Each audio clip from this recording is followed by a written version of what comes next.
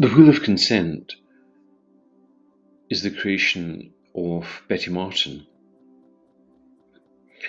I trained with Betty. I did her first professional training in 2018. And it's fair to say that her work has become very well known. And I think it's because of the present climate arising out of Me Too and lots of allegations of widespread sexual abuse in institutions and so on. And it's taught all over the place. It seems largely by people who have never been in the same country as Betty, never mind not having been to anything taught by her. And the emphasis, which is reasonable, is on consent.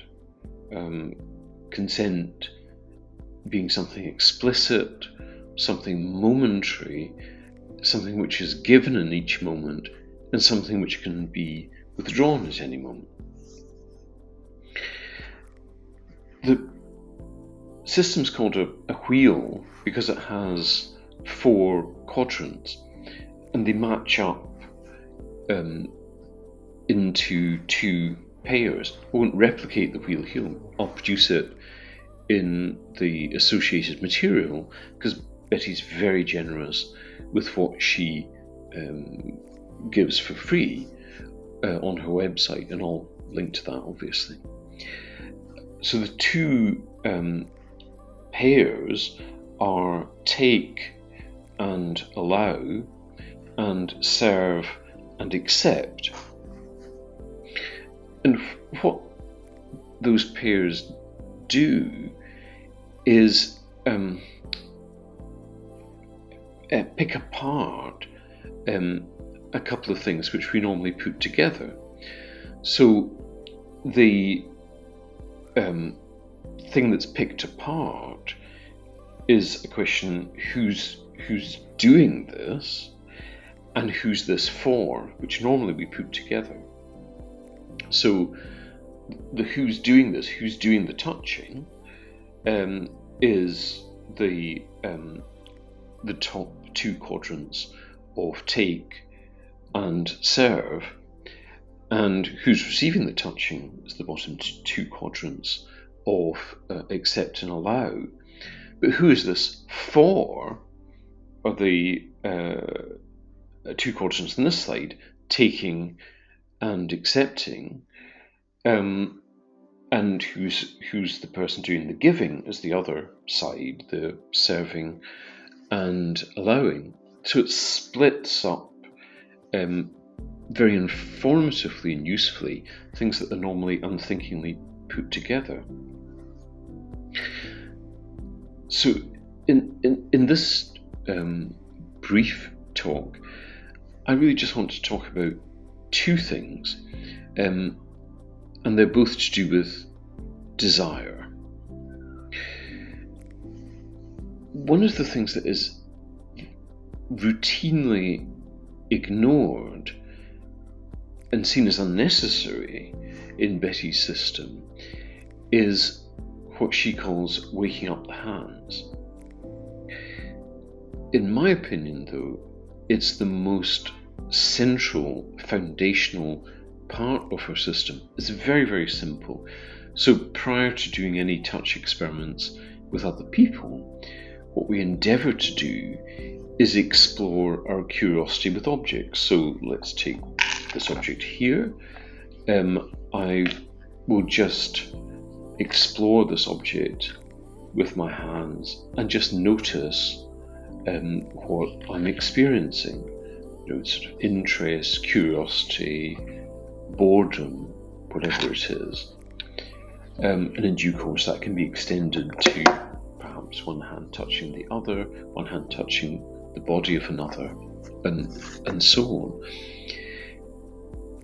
And that's usually disregarded because you want to get on to the interesting stuff of interacting with other people. But it's essential. Why is it essential?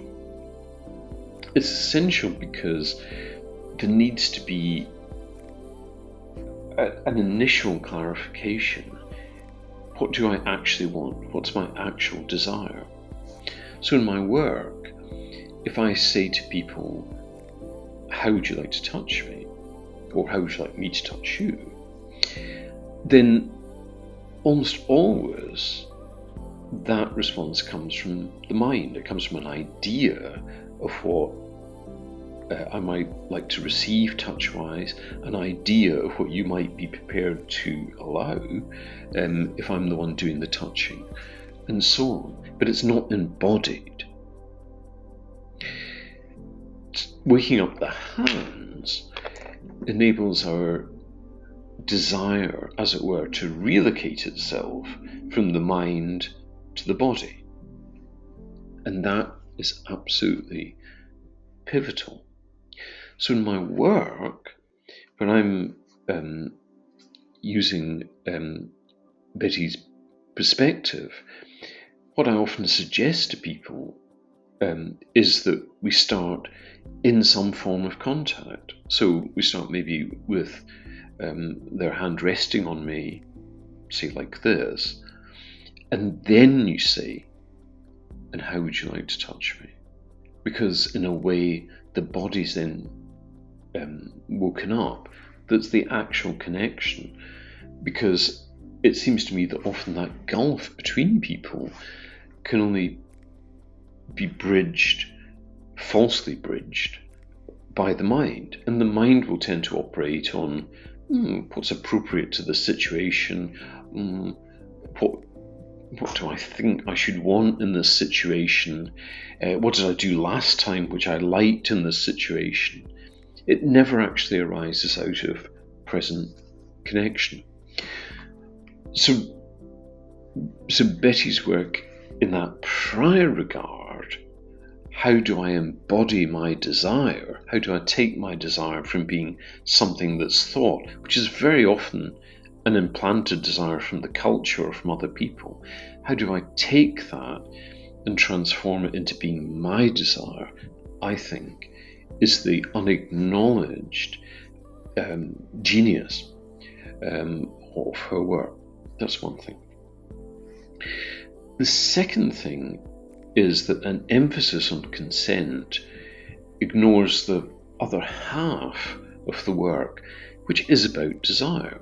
So taking, which is essentially I touch you in the way in which I want to touch, firstly makes desire clear, so you don't get this crappy stuff about, oh, I'll touch you in a way in which I think you want to be touched, and I'm expecting you to respond in the way that I want you to respond. You don't get any of that. The desire is clear. And so the consequence of that is that the recipient of somebody else's desire, the allower, is completely free. They're free in how they respond. And I think that's fantastic. And that's a kind of desire too. It's different from taking desire, but it's a kind of desire too. And likewise in the other pair, which is serving and accepting, where the accepting person is asking for the touch that they want to receive. Again, that subtly undermines the kind of telepathy that we assume that people miraculously have when they're touching us, because the responsibility to receive the sort of touch that you want rests with the person requesting it. All that the person who's doing the touching requires to do is to firstly obviously be in consent, but just be as true as possible in following the instructions which are given. So it's not a technical act, or do that thing that you're good at. It's in a sense, it's a devotional act. And that's a kind of desire as well. So you can read and view an awful lot of Betty's material insofar as it relates to consent and you can view that in the material that I'm referring you to. But I think these two aspects that I've talked about are quite neglected in her system, but really, really important.